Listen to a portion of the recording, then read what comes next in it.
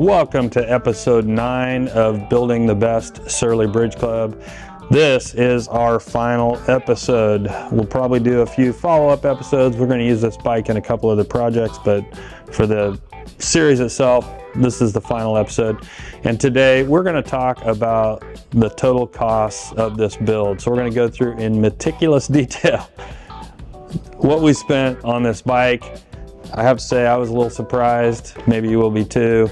So check it out. We're also going to talk a little bit about the build from the ground up versus build from a complete bike approach. So we're going to talk a little bit about that. So stay tuned for that.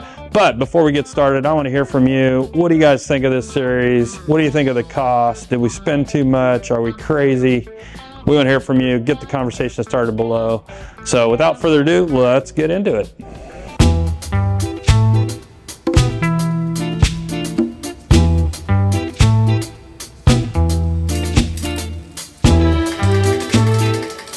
So for part 1 of this video, we replaced the entire drivetrain with a Shimano Q's 2x drivetrain.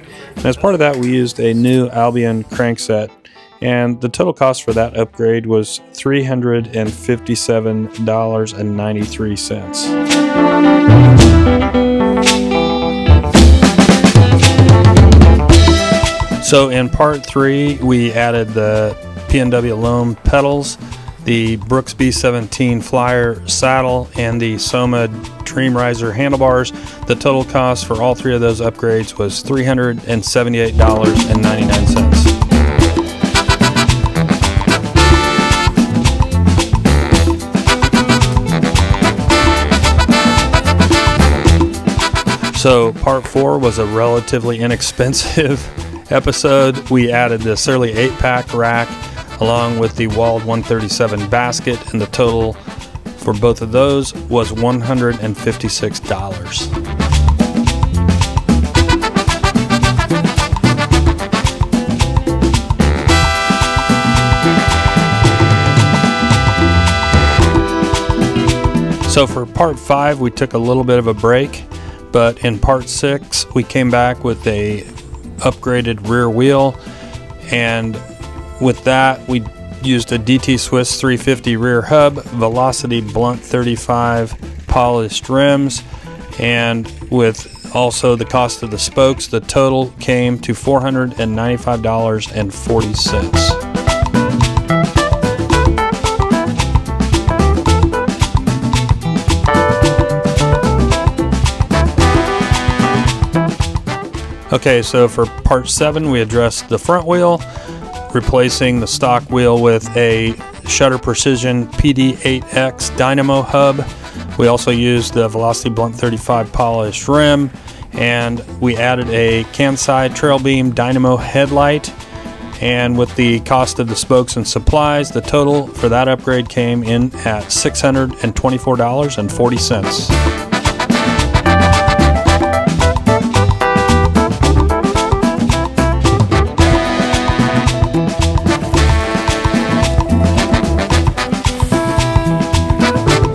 And lastly, in episode 8, we replaced the tires with Vittoria Mezcal Trail XC folding tires, and we set those up tubeless using muck-off anodized tubeless valves, and the total for that upgrade was $209.97. All right, so after all of that, we have a grand total.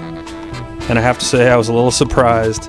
The grand total for just the upgrades is $2,222.69. So that's just the upgrades, does not include the frame, does not include the initial cost of the bike. So we're going to talk about all of that in just a minute.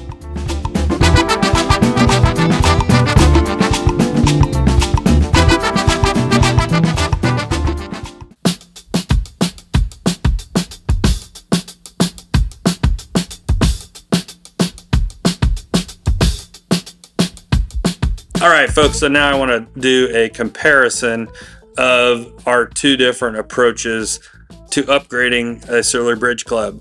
So I'm going to compare the costs of doing a complete bike upgrade like we did here versus doing a frame up build, and what would be the difference in terms of cost. So first, let's start with the complete bike, and the cost of a brand new Surly Bridge Club for a complete bike upgrade is $1,499. For our particular project, we did use a slightly used Surly Bridge Club, but just for a apples to apples comparison, I wanted to do a new bike versus new frame. So we're going to start with that. The cost after all of our upgrades, which was $2,222.69, brings the total cost of that project to $3,721.69. So that's the total. Now you have to keep in mind one other thing. When you do a complete bike build like we did here, you end up with a pile of extra parts. So for example, replace the entire drivetrain. That means that we have the drivetrain from the stock bike that we can set aside and use for other things. We can sell that. We can put it in a parts bin, which is what we do, and use it on other projects. So you got to account for that when you do a complete bike upgrade. So now let's compare a frame up build, and first we have to start with the cost of the frame itself, which is $599. So adding all of the upgrades that we did brings the total cost to $2,821.69.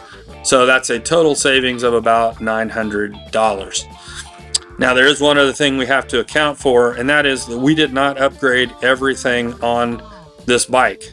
So we did not upgrade the brakes, we did not upgrade the headset, we reused a lot of the cables, we reused a lot of other small parts. So we have to account for those things as well.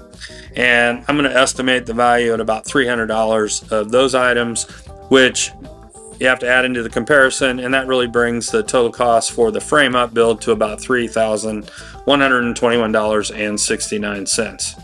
Now I should have mentioned none of this includes labor. This is just all parts, so keep that in mind.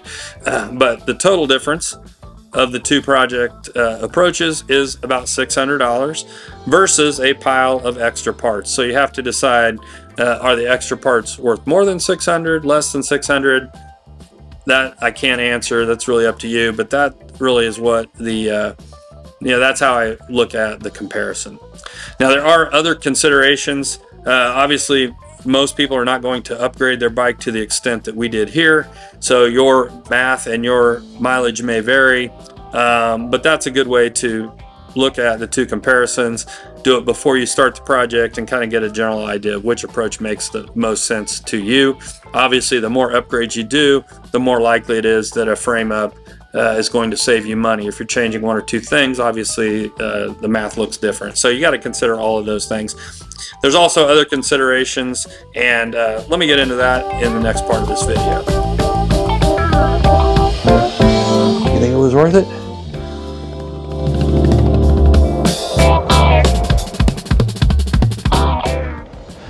All right, so now the obvious question is, was this project worth it?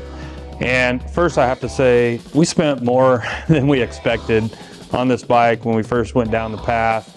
And I find that on custom bike builds like this, that's often the case. So, the more you can kind of plan up front and really get a clear picture of what you're gonna spend, the better on a project like this. But for us, I would say this definitely was a worthwhile project. We got to try a lot of new things, and as I look back on all of the upgrades on this bike, I don't think I would do it any differently. The drivetrain upgrade I think was well worth it. The wheels for sure were well worth it. Love the saddle.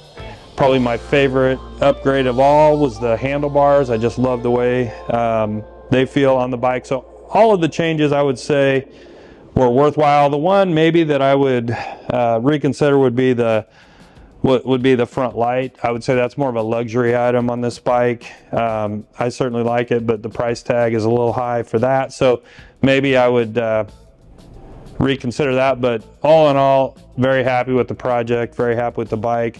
This is a bike I'm going to keep. I just love everything about it. It rides great. It's going to go in my personal stable of bikes, and I'll definitely keep it. So for us, it was worth it. Now for you, it may not be, and I still stand by my opinion that for most people, buying a complete bike and upgrading it over time makes a lot more sense for a couple reasons. One is obviously you can spread the costs over time. Secondly, most people are not going to upgrade a bike to the extent that we have here. So just making incremental upgrades over time as you ride the bike, decide what you like or don't like about the bike and upgrade things over time, I think is a much better approach and will serve most people better. You can ride the bike immediately and see the benefits over time. One other kind of factor there is I find it really inspiring to make an upgrade to my bike. It inspires me to get out and ride my bike more. So a simple upgrade like changing the handlebars, changing the saddle, putting new tires on, always gets me inspired to go out and ride my bike more. So I think that's kind of a hidden benefit of doing slow incremental upgrades to a bike over time.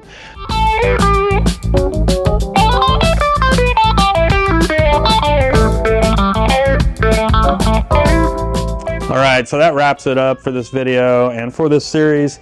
I hope you enjoyed it. I hope you learned a few things. We certainly had a great time putting it together.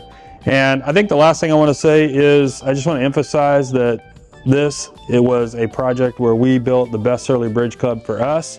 We hope it inspired you to get out and customize your bike, upgrade your bike. Hope we gave you some ideas to do that, because really that's all of the fun, and building the best bike for you is what it's all about. So get out, ride your bike, make some upgrades, and join us for our next series. I don't know what we're going to do next, but we'll come up with something hopefully just as interesting for you. So stay tuned for more, and most of all, thanks for watching. We'll see y'all next time. What do you think, Poppy? Was it worth it? Poppy, sit. Hey, look at me. What do you think? Was it worth it, Poppy? Poppy, what do you think? Was it worth it?